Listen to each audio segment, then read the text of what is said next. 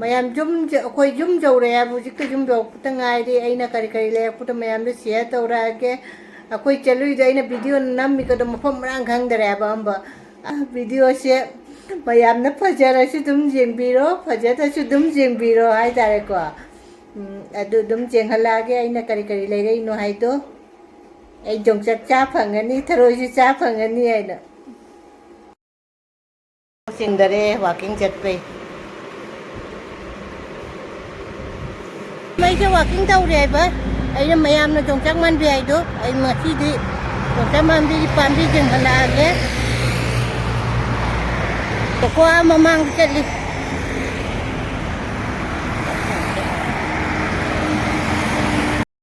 ꯌꯣꯡꯆꯥꯛ ꯃꯥꯟꯕꯤ ꯍꯥꯏꯗꯣ ꯁꯤꯅꯤ ꯑꯩꯅ ꯍꯦꯛꯏꯁꯦ ꯑꯁꯤꯅꯤ ꯌꯣꯡꯆꯥꯛ ꯃꯥꯟꯕꯤ ꯍꯥꯏꯗꯣ ꯑꯗꯨ ꯃꯌꯥꯝ ꯄꯥꯜꯂꯦ ꯍꯧꯖꯤꯛ ꯍꯦꯛꯑꯒꯦ ꯄꯥꯝꯕꯤꯗꯣ ꯁꯤꯅꯦꯕ ꯀꯣꯀꯣ ꯃꯃꯥꯡ ꯆꯠꯂꯤ ꯑꯁꯤꯒꯁꯨ ꯌꯣꯡꯆꯥꯛ ꯃꯥꯟꯕꯤꯒꯤ ꯄꯥꯝꯕꯤ ꯍꯧꯔꯦꯕ ꯁꯤꯗ ꯌꯣꯡꯆꯥꯛ ꯃꯥꯟꯕꯤ ꯈꯔ ꯍꯦꯛꯀꯦ पालेब जोंचाक मानबीसे सिसु फजा पाले बीदो मयाम ने हिगलेसे morning walking चप्पदने जोंचाक Manbi मयाम हिगले ngasi ipuroibana जोंचाक मानबीसे एक पीबने आइबा अइसे जोंचाक चा फंगदा जोंचाक मानबीदा ताइनाना लैरे आइदो सि जोंचाक ओइना खल्लगा चाराबनी जोंचाक मानबीसे मयाम आइना मतम कुइनादगी ngairapado ngasi dine aiga आइदि मोनिका चलुरसे मोनिकादा करी करी फंगबा अदु जेंगमिनरुरसे कुइना मयामदसु ngaihelle aina jam चनिंगबा ngasi चलगे आइना पुंग नुंदिनगी पुंग अनि ता चाक ngana चाथोए पुंग अनि ता तारी अदु ngasi चलगे ai dum sise चलेबा जेंगुरसु मोनिका अखोय मितेगी अखोय अचाथा कई कई जोले आइदो मयामने दुम शेयर तौरके चलसी चली मोनिका वतोदा फम्मगा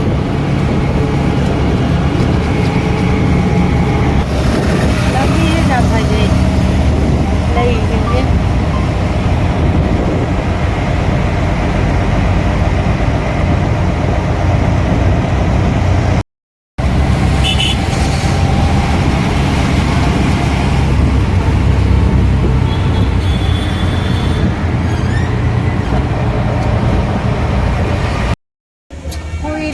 ꯆꯍꯤ 7-9 ꯃꯃꯥꯡꯗ ꯂꯥꯛꯑꯝꯕꯅꯦꯕ ꯑꯃꯨꯛꯀ ꯑꯗꯨꯒꯤ ꯂꯥꯛꯇꯃꯤꯅ ꯑꯩꯗꯤ ꯃꯐꯝ ꯃꯔꯥꯡ ꯑꯃ ꯈꯪꯗꯕ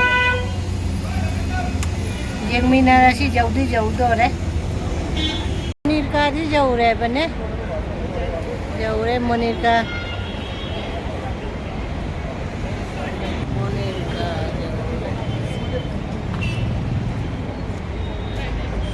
मेट्रो स्टेशन ने अब सिना मोनिकागी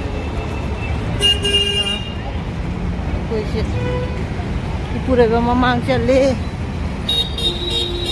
मार्केट मनुंग मनुंग दे चत्तो रखन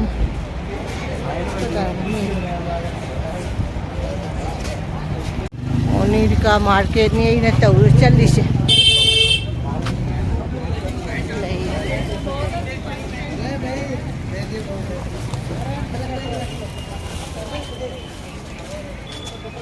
चलिए चुम्बड़ा साड़ी का फजा फजा जोल से साड़ी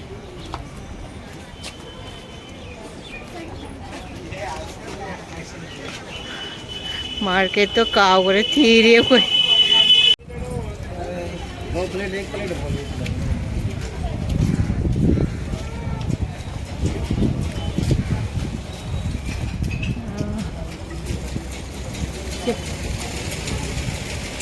जौदरी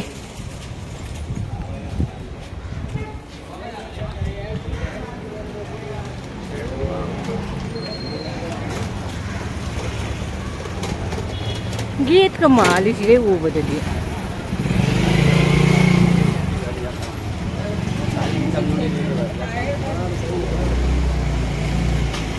ऐसा ही ना वीडियो जो मुझे ना सी गली से चंगे मारे मम्मी ने चीज़ गली नहीं काट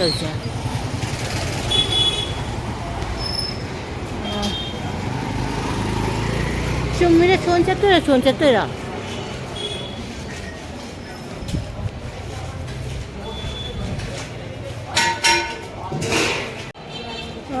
मार्केट में लई कोई से कावरे कुरे कनो तौदबा अमदमु मार्केट से खंगदना मोदमु चंग अमा गली चलुरे तेसे थीरी हुजिकु फंगदिरी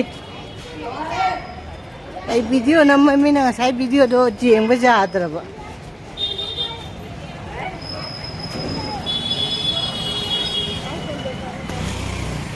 लंबी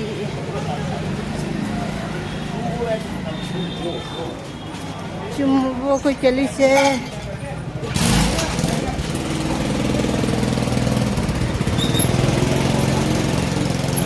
चुम्बी चुंगे दिमाग है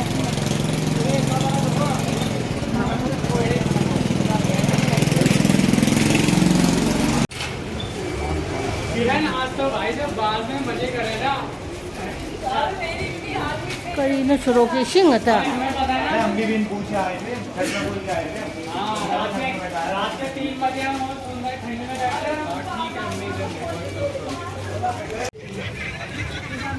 हैं सिगर दुकान में लगी रहा उते सिगर सु मारी चलो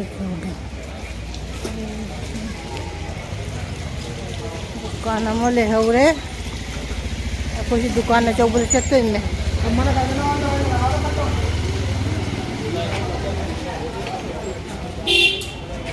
कोई लाई से सिगती दुकान थंगना दुकान में तल लई बनी हो तो लई है बा सवा फटी में चुल लई सवा फटी में मत से कई न खंग कई पान कमे न खाबी सी कई पोन सिबो सिसा बोरो मत उमरक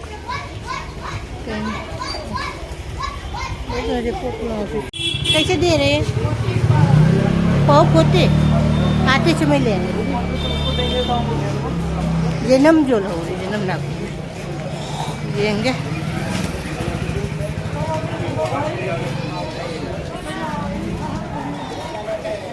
चाओ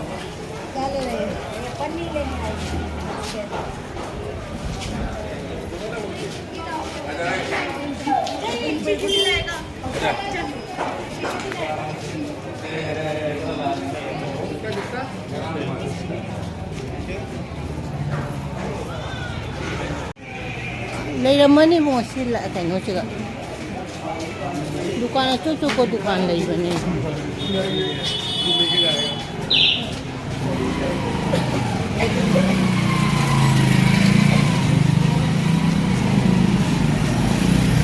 ये नम जोल हो गया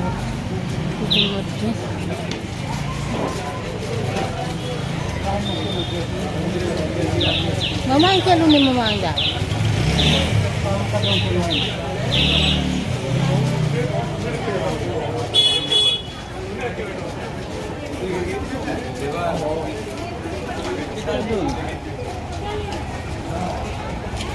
पाके किलो रंगने इतना रे दोनों हो जाता पाके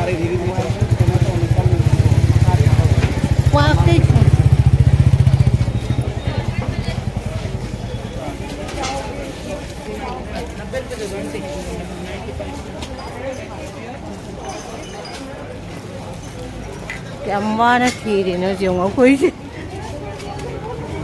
pan ke joli ni siya pan joli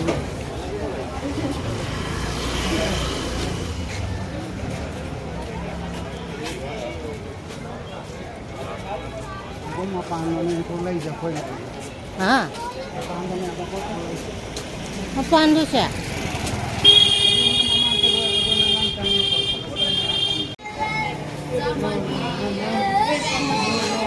red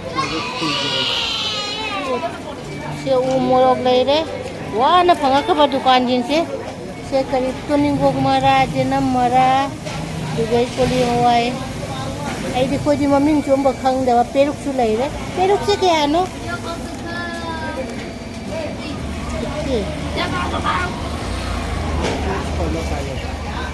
여우도 미신게 되노네. 마라톤 밀어 전화래. 우무로. 와가 조리네. 종착.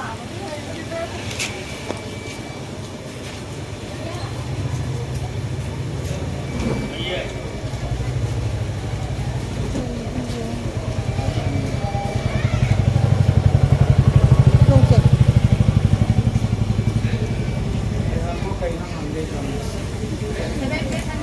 700.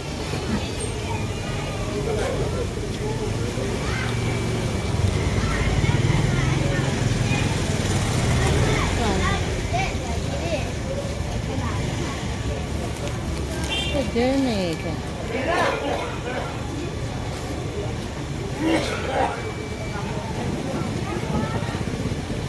और नहीं है क्या? अतः ले इधर बो। ले इधर है।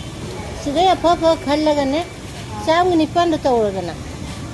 ज़्यादा 7 से तोड़ से खल लगा तंग आप वो खल लगा yung jackul lay tramare lang si pa bo wali se ha po se lo na ke no to sinju cha ba ja re na ta 前期是比较不好的。 chu ne ke no ka to ko le ni pan ka to ko le te chu khalo te le ta no jo ka ka te ye de khob le de khob ko no thro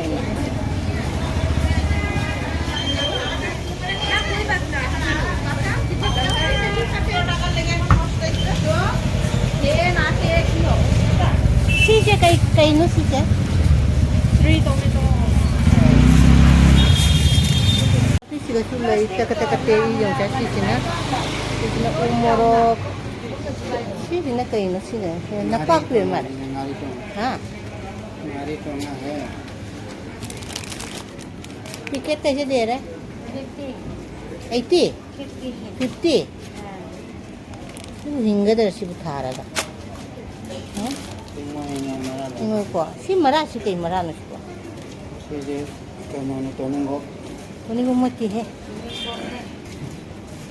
Si ngari si na piketa kay ano? Ngari siya? 100. Umuro ke ko lawre na ta. Na lang ko da pot ka di lawre ko jumal la niyo. Ay di jongcha ki tamag to lab pa ne. Umurok lang ugat umurok hang de siya kay nom ta hang yam ta se kwa chon ba ngata ngai sin nai ko ai de throi tiram bane na throi pangasinat ninga be mare sin lai throi mare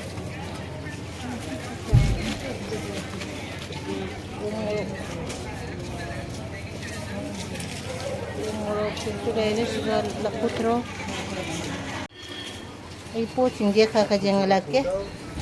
Di masa tu drum kang dia kayak po noise.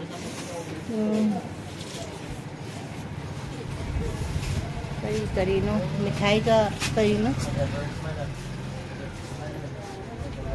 Siya koi kautanga mayam kaya na sina usoi di kaya no mare. Di kang dia basi bu kari no. Siya kari maming ko no kang din si bu.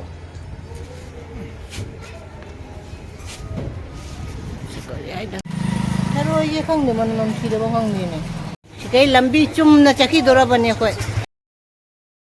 Kang niya ba ko chala ni. Lambi chum ko man kang din ang sai la ko da. Jamwa na ye ke no tau pa ba. Kay chum na chaka.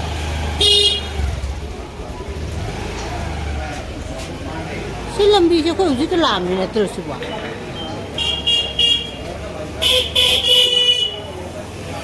Lambi không na ba na video namin.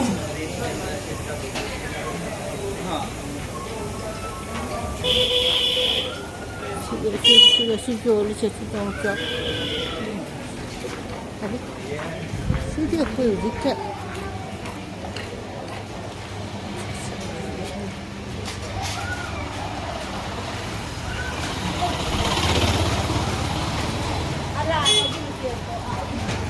Kilo लाइदी अखोन पोल लौरे दुकान अहम मरी गई लौरे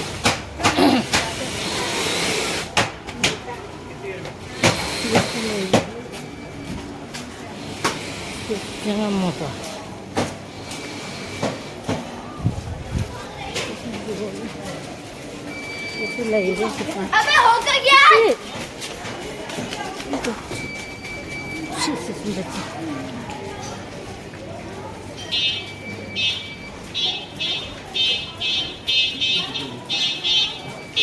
लंबी से खंग नमगे लंबी ने इसिंग त लेरम Simu ngang chính trên bờ làm gì đâu, sinh người ta trồng này, tu có chế sinh sẽ cái sinh nó không đi.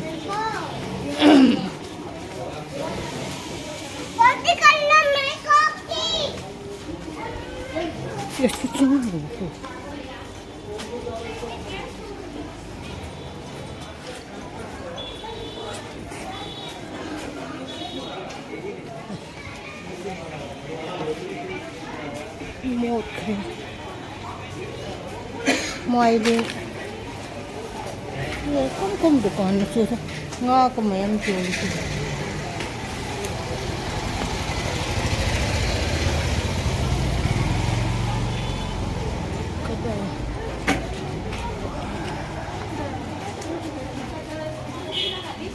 aku ini aku mati saya teri nipuan di memang dah aku ni kau dukan atau leh ramanya apa aduh kau di leh ram deh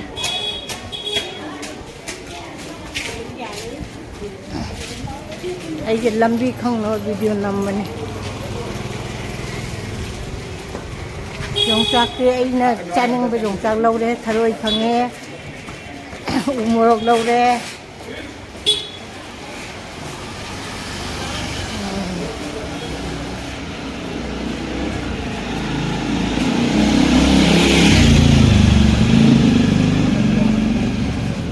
cái dùng chạc sẽ dòng phải gì nè hả dùng chạc sẽ dòng phải gì nè dùng chạc sẽ dòng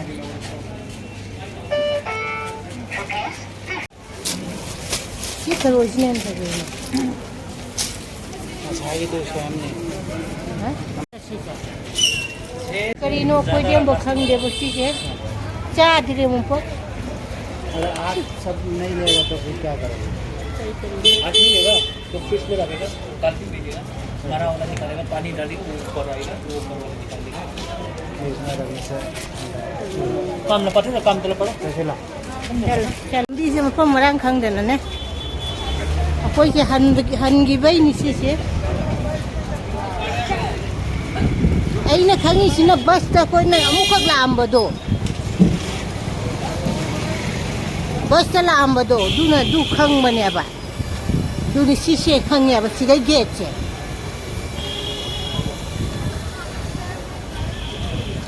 अंदर ती खंग नहीं से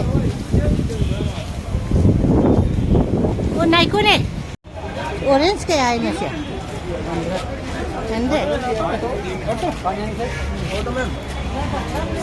सी gate ने अब कोई बस ता ला को ने हा कोई चाहिए मंगा तरुक की ममांग वाली नहीं तो सी फ्लाईओवर सीधा ने बले से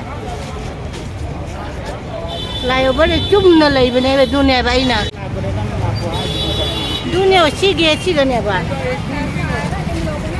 कोई खंग ने कोई थी वो बने लाई लाई बो कइनो मफम दो कोई ने कोई ना इदी कदाई द चलू ना कदाई द कोई द क्या माना इदी दुकान न फंगे आई थी ये की जुम द हल्ला ने आई न खरोई चनेंग बस खरोई जु फंगे खरोई से मफम अनि दे लौरे जुम जौरा ग दुम आई करी करी लौरा पाय तो मयाम द लो चिया तौरा जे जुम कोई जुम जौरे अब जिक जुम जौ तंगाई दे आई न करी करी ले पुत मयाम द चिया तौरा के अकोई चलुई जाइना वीडियो नम्मी कद मफम रांग खंगदरे अब अकोई न चाही आईदी क्याम कुई चाही तरुक तरेट की ममांग चलू बने अब बस चटपा संदक न ऑटो द चलू रमीना मफम रांग अब खंगदरबा वीडियो से मयाम न फजरसु दुम जेंबिरो फजरसु दुम जेंबिरो हाय तारे को दुम जेंहलागे आइना करी करी लेरे नो हाय तो ai dùng cha cha phần anh đi thôi chứ cha phần anh đi này nè ꯌꯣꯡꯆꯥꯛ ꯁꯦ ꯑꯩꯅꯅꯦ ꯃꯐꯝ ꯑꯅꯤ ꯗꯨꯀꯥꯟ ꯑꯅꯤꯗꯩ ꯂꯧꯔꯛꯄꯅꯦ ꯍꯥꯏꯕ ꯁꯤꯅꯅꯦ ꯗꯨꯀꯥꯟ ꯑꯃꯗ ꯑꯍꯥꯟꯕ ꯎꯕ ꯗꯨꯀꯥꯟꯗꯩ ꯂꯧꯔꯦꯀꯣ ꯑꯁꯤꯅ ꯂꯨꯄꯥ ꯆꯥꯝꯃꯒꯤ 7 ꯑꯁꯤꯅ ꯂꯨꯄꯥ 200ꯒꯤ ꯀꯩꯅꯣ 14 sina khara taka tek pad mai tauri ko de tharoi si sune tharoi se ama da lauru raga ama do khara tharoi do mot pad mai taure ba adon tharoi je akoina thoklak pada di dukan ama dagi na chi tharoi se laure tharoi se lupa cha humgi laure si sina mayangi dukan de na ku pis laurak pani haina pambi ji su asi kaino si sune kari hai squash se dei aina ne awa phadigom thana bai si lupa kungi aina kungi ta piwa aina laurak pane ba dugai umorok lupa janghei ki si tani ngari to ngari kai ka de loi lei ba khali aina jongcha ka tharoi gi tamak ta chat pane ba ngasi che adu laure ai puroi bana pur thank you hai gere aina puroi bada thank you ai pubi bagi aina ngasi aina leirai pot se hojai da ota te lupa chahum jangai chahum chambri duai do oi do me ba ai leirai je lupa khaibok te khaibok he le ai do aina laurai pot se ko hojai da kaino che tharoi che lupa jangai mukta pi bane ba lupa chahum ni kilo da laurai che